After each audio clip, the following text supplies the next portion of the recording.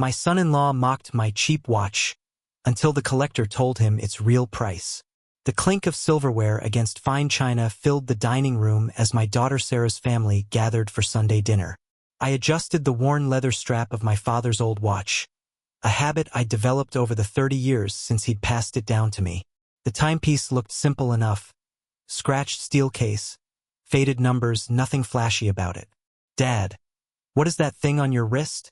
Marcus, my son-in-law, pointed at my watch with his fork, a smirk spreading across his face. "Did you fish that out of a cereal box?" Laughter rippled around the table. Sarah giggled behind her hand, her eyes sparkling with the same cruel amusement I saw in her husband's face. Even my grandson looked up from his plate, grinning. "It's just an old watch, Marcus," I said quietly, tucking my wrist under the table. "Old is right. Elton, you make decent money. Why don't you buy yourself something that actually looks like it belongs in this century?" Marcus gestured around their lavish dining room, with its crystal chandelier and imported marble table. "I mean, look at this Rolex." He flashed his gold-plated timepiece. "This is what success looks like." The humiliation burned in my chest, but I remained silent.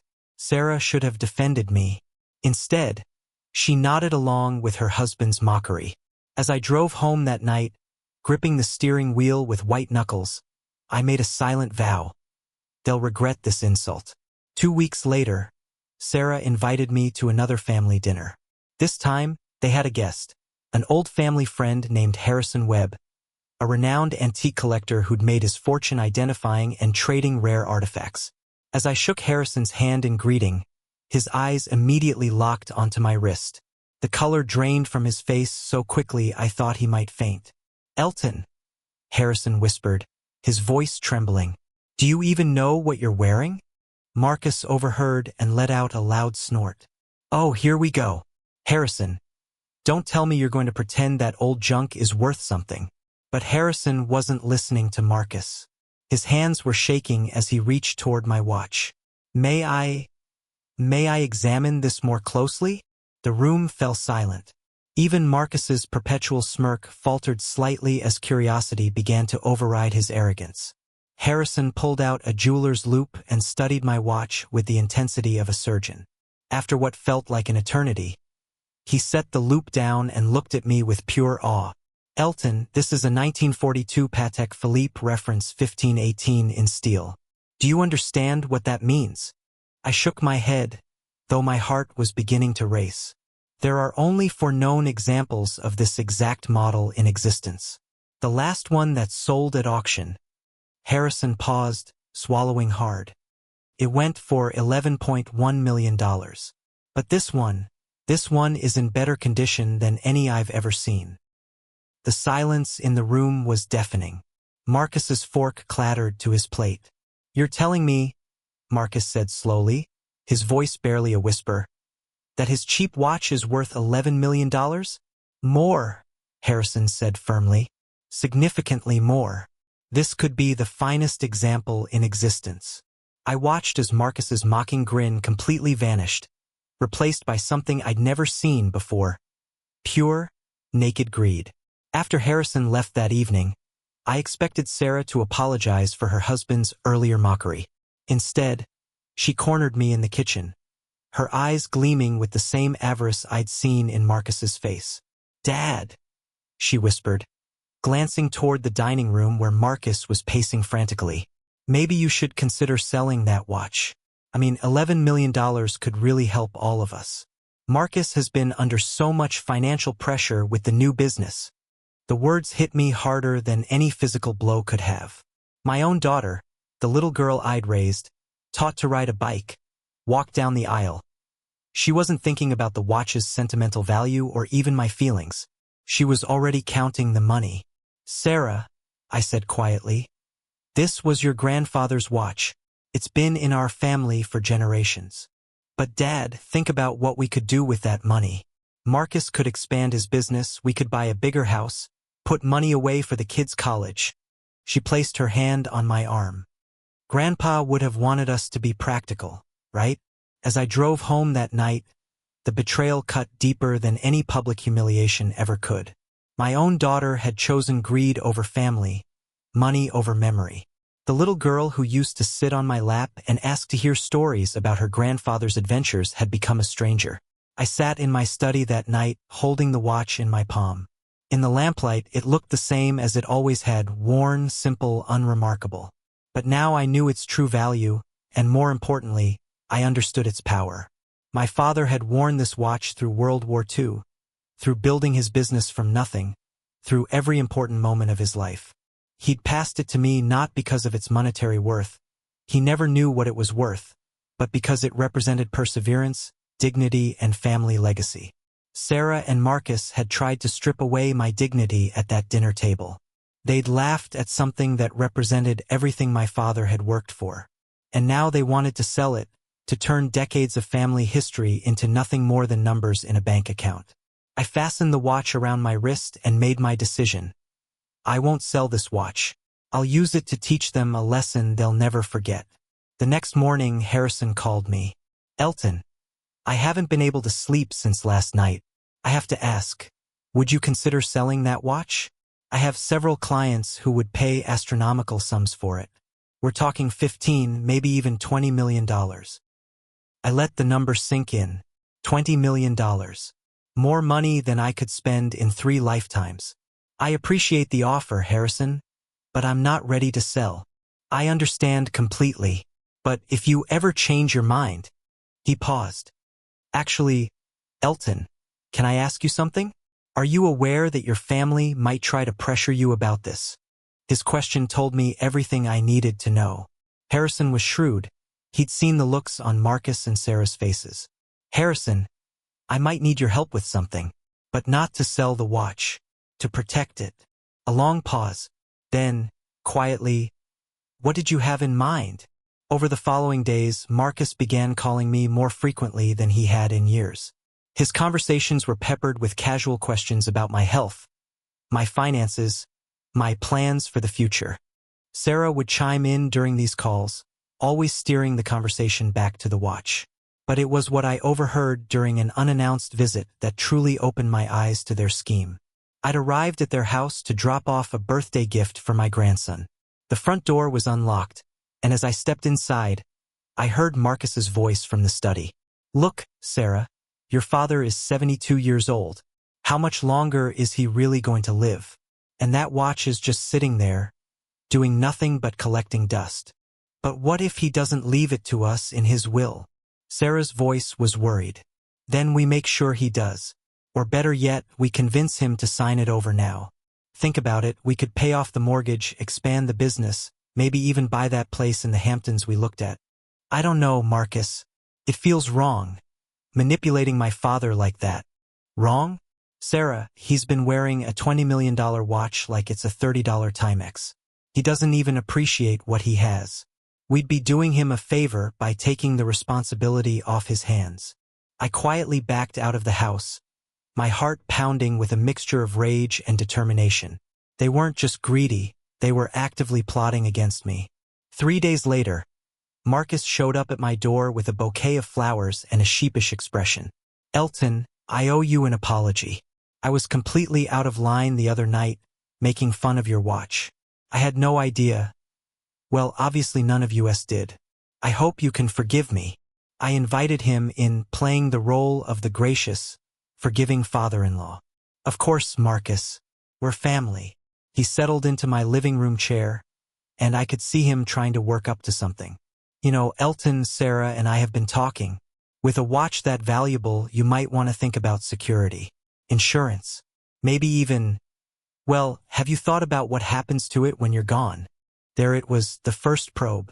I suppose I should update my will, I said slowly, as if the thought had just occurred to me. Marcus's eyes lit up. That's very wise. Actually, you might even want to consider transferring ownership now for tax purposes.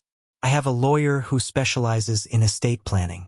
He could help you structure things so that when the time comes, there are no complications. I nodded thoughtfully, letting him believe I was considering it. That's very thoughtful of you to offer, Marcus. The following weekend, Sarah invited me for dinner again. This time, I arrived early and let myself in through the back door. a privilege I'd had since they moved into the house 5 years ago. As I approached the kitchen, I heard their voices from the dining room. They were discussing me, and they weren't being quiet about it. The lawyer says if we can get him to sign the transfer papers, the watch becomes ours immediately, Marcus was saying. We just have to make him think it's for his own protection.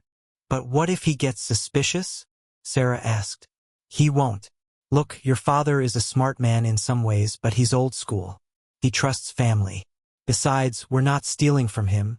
We're just making sure that when something happens to him, the government doesn't take half of it in taxes. And the house? What about the rest of his assets? Same deal. We get him to set up a trust with us as trustees. Technically, he still owns everything, but we control it all. And when he dies, it all passes to us without probate, without taxes, without any complications. I stood frozen in the hallway, listening to my daughter and son-in-law plan to strip me of everything I'd worked for my entire life. The betrayal was complete, and now I knew exactly how far they were willing to go. That night, I called Harrison. I need that lawyer you mentioned, I said, and I need him to be very, very good. Harrison's lawyer, David Chun, was everything I needed: brilliant, discreet, and experienced in dealing with family members who tried to exploit elderly relatives. What you're describing is unfortunately common, David said during our first meeting. Adult children who discover their parents have valuable assets sometimes convince themselves they're entitled to them. The good news is we can protect you. The even better news is we can turn their own greed against them. Over the next 2 weeks, David and I crafted a comprehensive plan. We would let Marcus and Sarah think they were succeeding in their manipulation while actually documenting everything they did. Every lie, every scheme, every attempt to coerce me would be recorded and preserved. We set up multiple safeguards: a revocable trust that I controlled completely, hidden cameras in my home, recording devices for phone calls, and most importantly, a series of legal traps that would spring shut the moment Marcus and Sarah revealed their true intentions. The watch itself was moved to a secure safety deposit box, replaced by an identical-looking fake that Harrison had commissioned from a master craftsman. By the time we're finished, David said with a slight smile, your son-in-law and daughter will have provided us with enough evidence to ensure they never inherit so much as a penny. Harrison became my co-conspirator, and frankly, he seemed to be enjoying the intrigue as much as I was.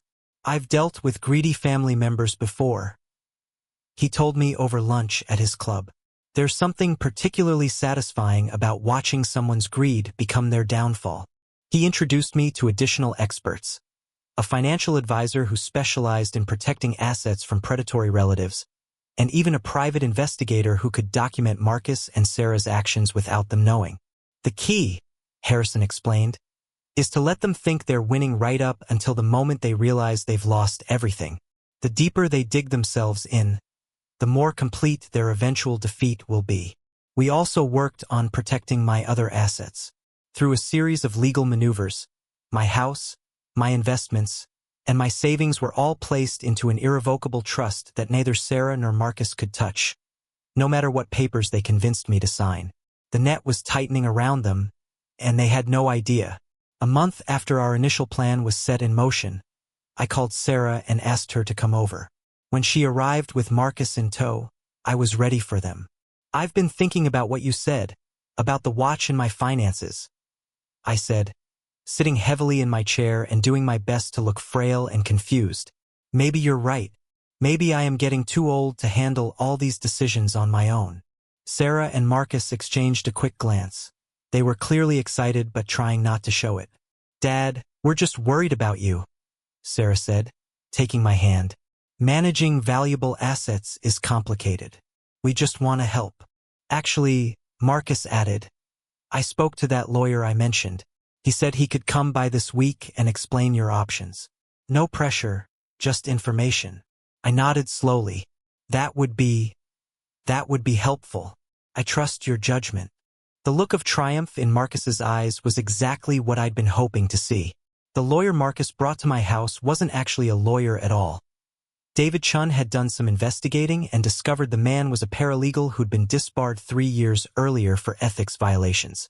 But I played along, pretending to be confused by the legal jargon while secretly recording every word. The fake lawyer presented papers that were supposedly designed to protect my assets and minimize tax liability. In reality, they were documents that would transfer control of nearly everything I owned to Sarah and Marcus while leaving me as little more than a ward under their care.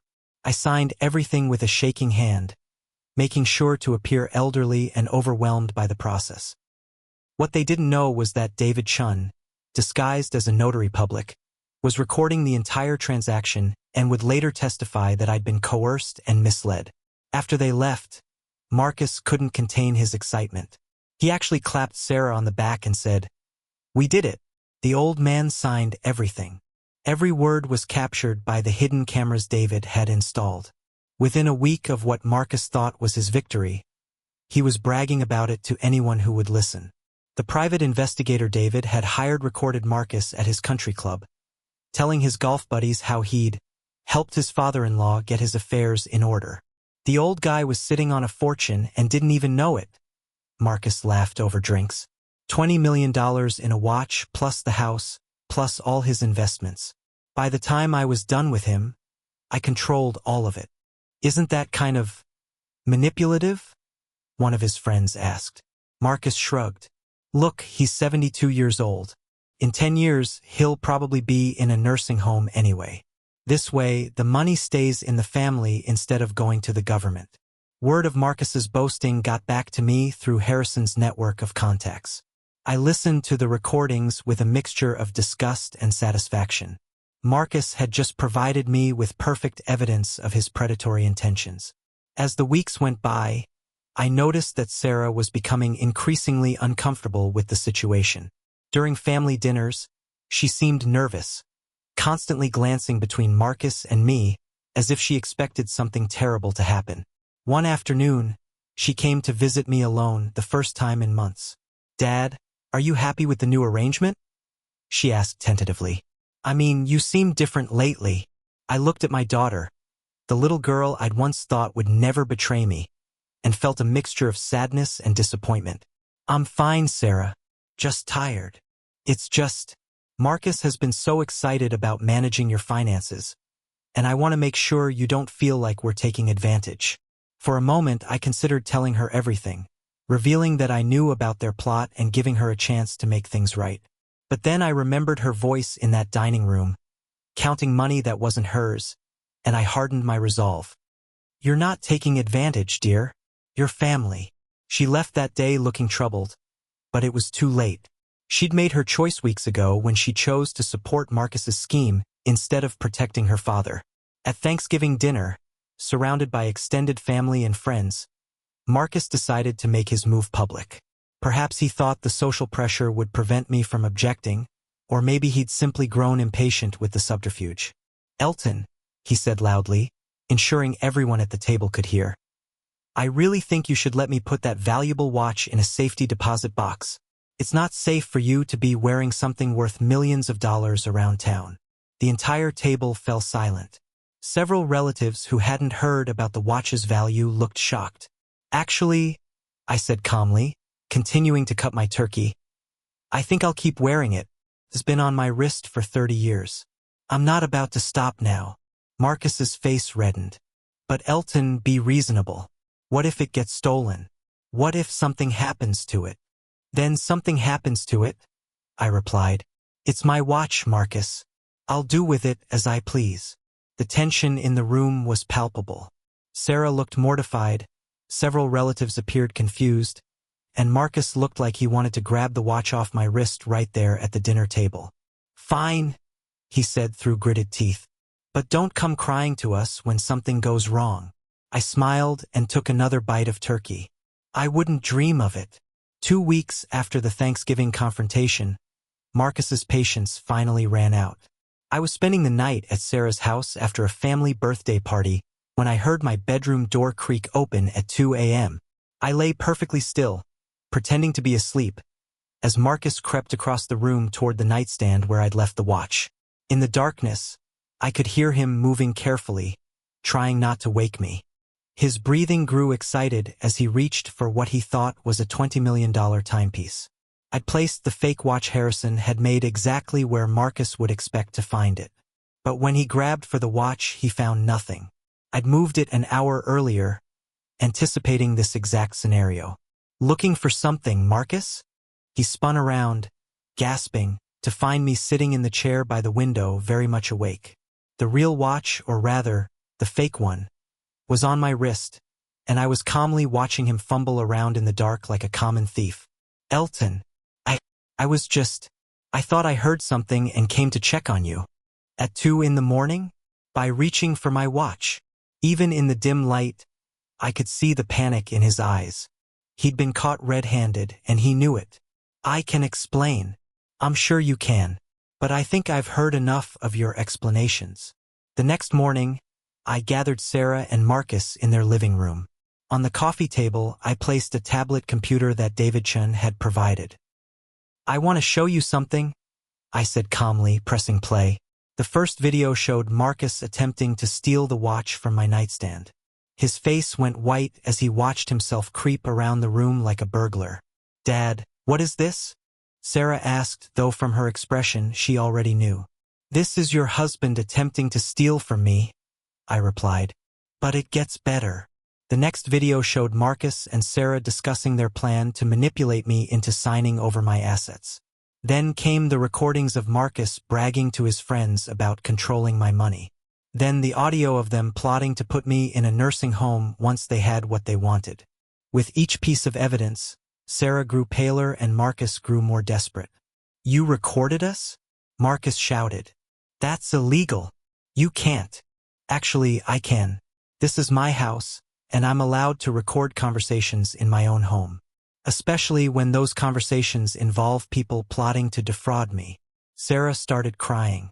Dad, I never meant for it to go this far. Marcus said it was just to protect your assets. Save it, Sarah. I heard what you really thought about your old man and his cheap watch. Sarah's sobs filled the room as the full weight of her betrayal became clear. She'd participated in a scheme to strip her own father of his dignity, his independence, and his life's work. Please, Dad, she begged. I was wrong. I know I was wrong, but I'm still your daughter. I love you. I looked at her, really looked at her, and for a moment I saw the little girl she used to be. But then I remembered her laughter at that first dinner, her willingness to count money that wasn't hers, her choice to support Marcus's increasingly desperate schemes. Are you? I asked quietly. Are you still my daughter? Because my daughter would never have stood by while her husband mocked something that meant everything to me. My daughter would never have plotted to steal from me. My daughter would have protected me, not betrayed me. She collapsed onto the couch, sobbing uncontrollably. Marcus, meanwhile, had gone from panic to anger. Fine, he shouted. You want to play games? You're a bitter old man who's going to die alone. We don't need your money. Good, I said, standing up, because you're not getting any of it. The following weekend, at the annual neighborhood barbecue, Harrison arranged for a casual screening of some of the recordings. Word spread quickly through our social circle about Marcus's attempted theft and their scheme to defraud me. The community reaction was swift and brutal. Marcus found himself banned from the country club, his business partners began distancing themselves, and several of his clients canceled their contracts after hearing about his character. Sarah fared no better. Her book club, her charity committee, her social groups, all gradually turned their backs on her once they learned how she treated her own father. The public humiliation they'd inflicted on me at that first dinner was nothing compared to what they now faced. The difference was, they'd brought this on themselves through their own greed and betrayal. A month after the recordings were revealed, Harrison approached me with an opportunity. There's going to be a private auction next week, he said. Some of the world's most serious collectors will be there. If you wanted to show off your watch, not sell it, just display it, it would be quite the sensation. I agreed, and the auction became the social event of the season. Collectors flew in from around the world to see the legendary 1942 Patek Philippe reference 1518 that had been discovered on the wrist of an unsuspecting retiree. When the auctioneer announced that a similar watch in poorer condition had just sold for $24.5 million, the room buzzed with excitement. My watch, in perfect condition, was conservatively valued at over $30 million. Marcus read about the auction in the newspaper. I heard from mutual friends that he'd thrown the paper across the room and locked himself in his office for the rest of the day. Instead of selling the watch, I made a decision that would ensure my father's legacy lived on forever. Working with Harrison and David Chun, I donated the timepiece to the National Watch and Clock Museum, where it would be displayed as part of a permanent exhibit on American craftsmanship. The donation was made in memory of Harold Peterson, watchmaker and patriot, from his son Elton Peterson. The plaque made no mention of money or value, just the story of a father who'd worn this watch through war and peace, and a son who'd honored that memory. The museum estimated that the donation would save me nearly $12 million in taxes while ensuring that the watch would never be sold, never be stolen, and never fall into the hands of people who only saw dollar signs when they looked at it. Marcus and Sarah read about the donation in the newspaper.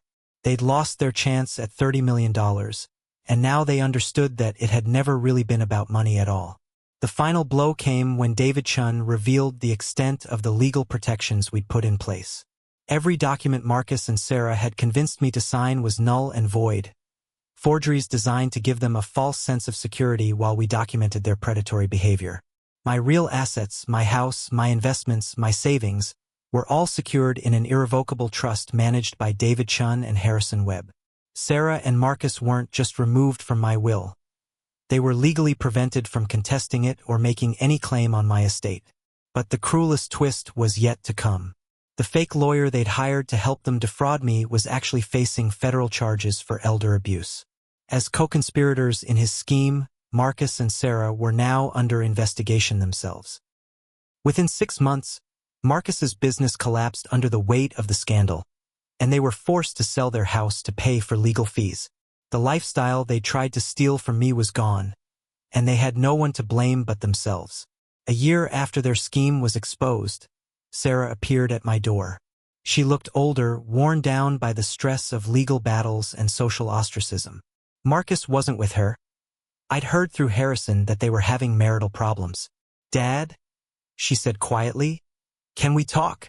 I let her in, offering her coffee as if nothing had changed between us. She sat in my living room, the same room where she'd once plotted to rob me, and broke down completely. "I've lost everything," she sobbed. "The house, most of our friends, Marcus's business. The lawyers say we might face criminal charges.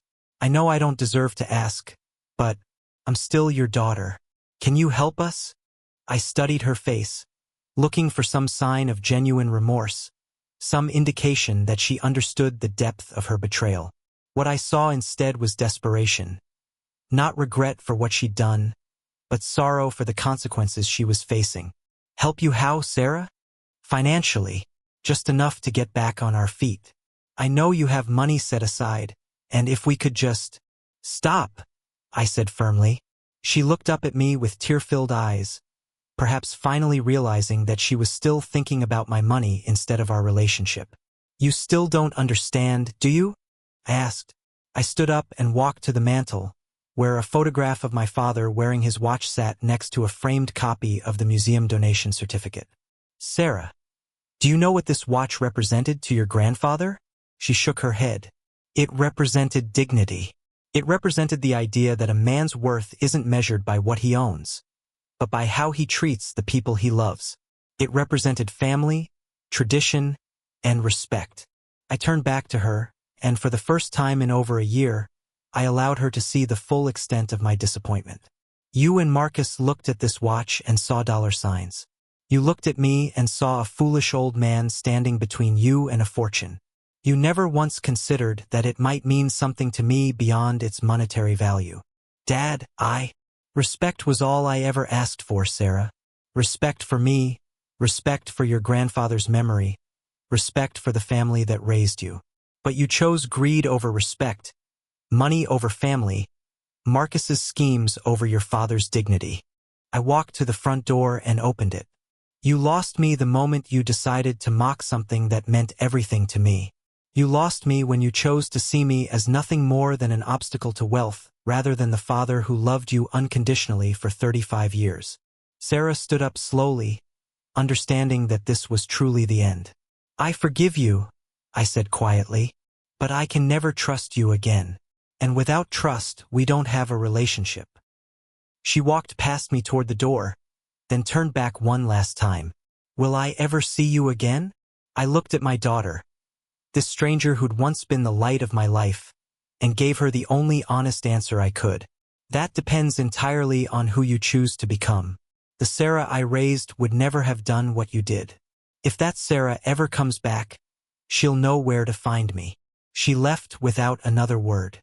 I watched from my window as she drove away, then returned to my study, where Harrison was waiting with documents for the scholarship fund we were establishing in my father's name.